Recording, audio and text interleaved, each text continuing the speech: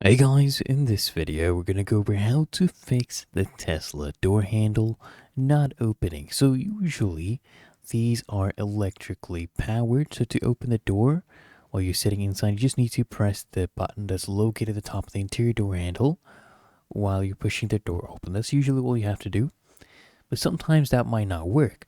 So all you need to do is a simple software reboot.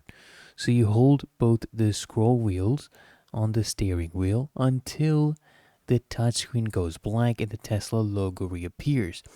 And just actually ensure that your car is not in deep sleep, as you know the handles are electronic and they need power. And also just make sure you actually check your key fob battery, because a low battery can prevent communication. Now doing these should actually fix your issue. And if you found this helpful, make sure you smash that like button and subscribe to frequently asked questions.